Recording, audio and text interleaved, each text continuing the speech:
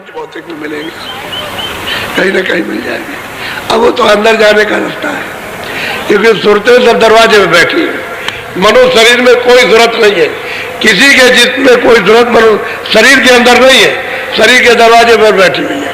ऊपर से जो कूड़ा कचरा लाद लिया उसकी वजह से वो दब गई और उसकी जितनी शक्ति प्रकाश था नीचे फैल गया इंद्रियों के घाट पर। बस यही उसका रहना है। जब वो फंस गई तो निकाले नहीं निकलती और अपने आप निकल सकती। जब कोई महात्मा मिल जाएगा तो धीरे से उसको बरामद कर लेगा और यहाँ ले आएगा, समेट कर देगा और यहाँ से आगे चला देगा, तब उसकी चाल बनती है। फंसा हुआ रहेगा तो चाल नहीं बनेगी। इसी में अगर रहेगा उलझा हुआ तो इसको साफ करते हैं और फिर उसका सिमटाव हो जाता है।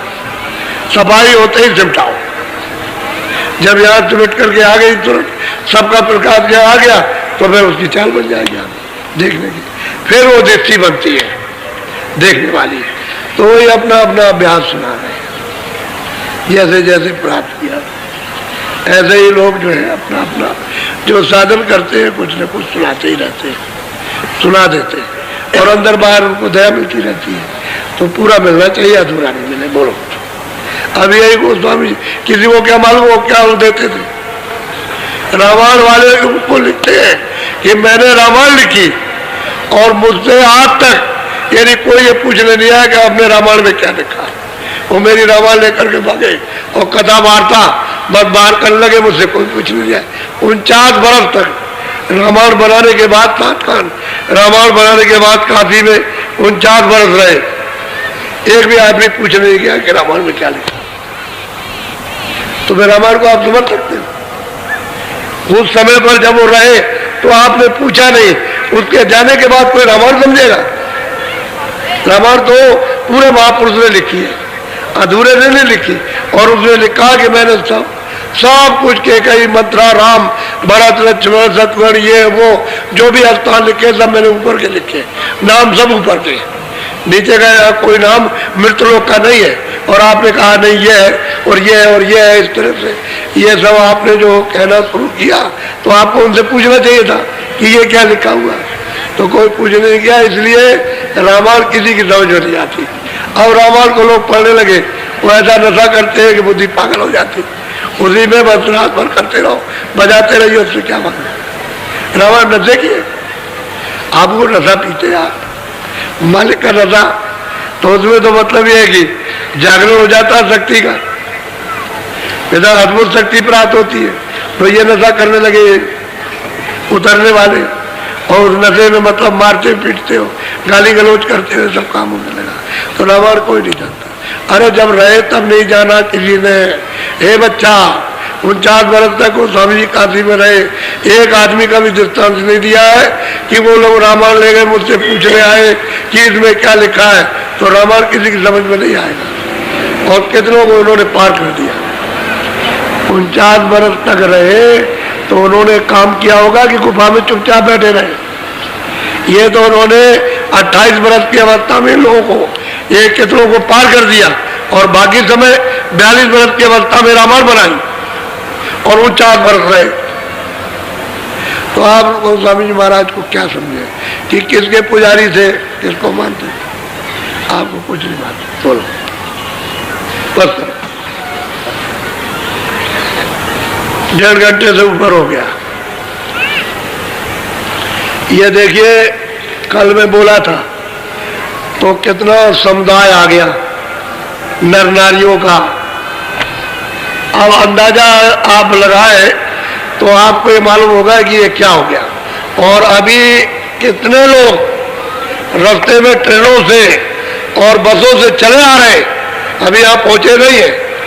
ये दृश्य देखिए आप, ये मथुरा नगरी का दृश्य है, ये मथुरा का दृश्य है। तो इसलिए आप लोग अमोलक वस्तु को प्राप्त करो, क्योंकि 2.25 साल हो गए।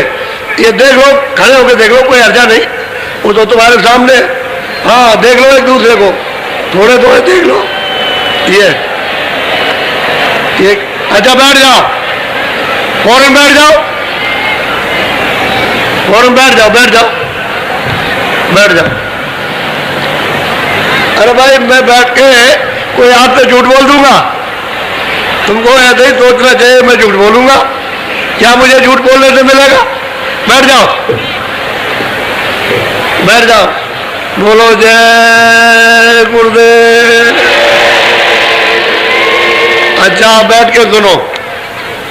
बहुत लोग बीमार बन के आए हो कि चलो बाबा जी से कुछ ले आएंगे। तो असली बात यह है कि हमारे पास तो कोई कमर में नहीं बना हुआ कि आपको खोल के दे देंगे तो ऐसा, लेकिन कोई हिले रोजी कुछ आधार चाहिए। तो हमने एक दवा बना रखी है, साल भर हो गए दवा बनाते रहे हम, यही हम कहीं गए नहीं है इसलिए। तो अगर दवा बनाई तो आप लोग उधार को दवा लेना नहीं, क्योंकि उधार फलती नहीं है, यानी मुफ्त का फायदा नहीं करती। क्यों नहीं करती है आपको नहीं मालूम है। मुफ्त का माल कभी आपके फायदे, चोरी का माल कहीं से ले आओ कभी फायदा नहीं करेगा। तुम्हारे घर का जो कमाया हुआ खून पसीने का रहेगा, रखा रहेगा पुराना, वो भी लेकर के चला जाएगा। मुफ्त का माल कभी नहीं फलता। तो इसलिए मुफ्त का कोई माल मत आप तो ऐसा कीजिए। तो मतलब ये कुछ ना कुछ देकर आधार बना लीजिए कि भाई ठीक है हमने लिया है। और गन्ना आपको मिलेगा अपने अपने जिलों में, गन्ना उसको आप जैसे कल लोग जो आए रात को और गन्ना नहीं पाया, उन्होंने कहेंगे हमारा एक दिन छूट गया। हमने 10 दिन के लिए कहा कि 10 दिन रोज आप नाश्ता छोड़ दीजिए और गन्ने को आज चूसिए और उसमें से जरा भी उसको छोड़िएगा नहीं, ऐसा कि आप इतना टुकड़ा फेंक दें कि ये मतलब नीचे का ऊपर का है सब को चूस जाइए, उसके खाली खोई बचे। और अगर आपको मतलब एक से पेट न भरे, वैसे तो एक से पेट भर जाएगा, लेकिन एक से न भरे दूसरा ले लो, पूरा पेट भर के खाओ धूप में बैठ करके। धूप में बैठ के एक जगह बैठ के खाओ अच्छी तरह से, चूसो, चूस करके और खोई को बटोर करके मिट्टी में दबा दो। ये तो आप काम करना, फेंकना नहीं, नाश्ता मत करो। तो कल का भी आज ही पूरा हो जाएगा। कल का जो आपने नहीं खाया वो आज ही पूरा कर देंगे। आप चिंता मत करो कि मेरा एक दिन छूट जाएगा तो मेरा नुकसान हो जाएगा, नहीं, आज पूरा कर दिया जाएगा। तुम मतलब तो गन्ना ले लेना अपने अपने जिलों में और लेकर के अभी चुसाई करना, खो देखो फिर कि उससे क्या लाभ होता प्रत्यक्ष।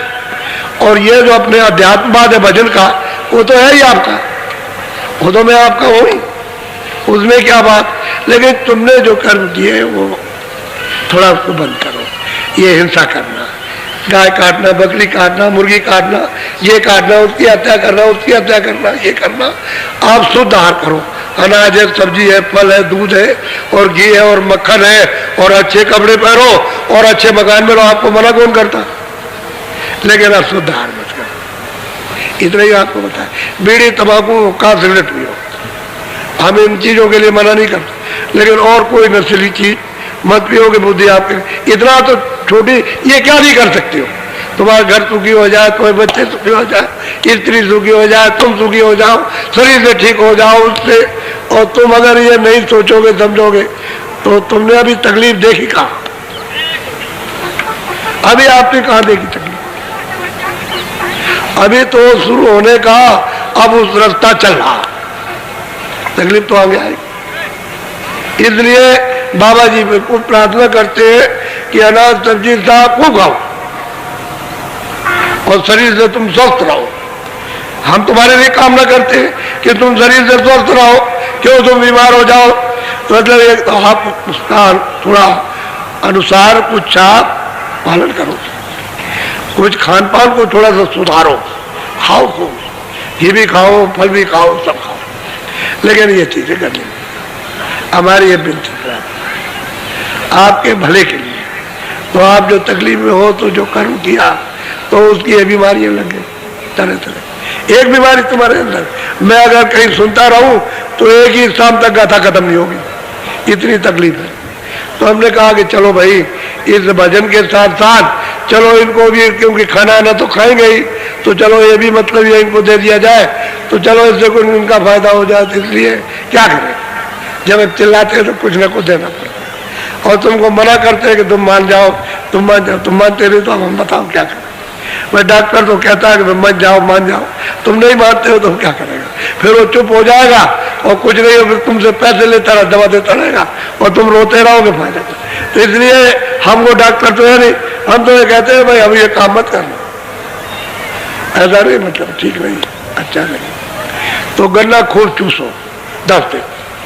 अब वो तो जो लोग अभी नए आए उनका भी 8 दिन पूरा कर दिया तो 9 दिन रह गए, लेकिन तुमको 10 दिन से माना जाएगा। तुमने हमने समझ लेंगे कि वो चूसा नहीं है लेकिन चूस लिया, तो उसका फल आपको मिल जाएगा। फल ही तो मिल रहा आपको, तो वो आपको मिल जाएगा। लेकिन 10 दिन खूब अच्छी तरह से, एक वक्त नाश्ता मत करो, 2 बजे खाना खाओ बढ़िया। अपना मतलब ये है कि भंडारे में खाओ, भंडारे चल रहे, और अपना बना लो, अच्छा से अच्छा खाओ खूब पेट भर के। शाम को अगर हो सके, तुमको मालूम हो कि हमको भूख लगी है, तो चाय या दूध ले लो बस, और कुछ नहीं। बाकी तुम भजन करो, अब ये काम करो, क्योंकि अभी तक तो ये काम तुमने पकड़ा नहीं, तो अब ये तुमको पकड़ाना चाहते, जिससे कि तुम भी कुछ रास्ता चल सको, अपनी जीवात्मा का कल्याण कर सको। और नहीं तो ये समय ऐसा ही है, आपको नहीं मालूम, जानते नहीं। बोलो जय गुरुदेव, जय गुरुदेव, जय गुरुदेव नाम किसका, जय गुरुदेव नाम किसका, जय गुरुदेव नाम किसका।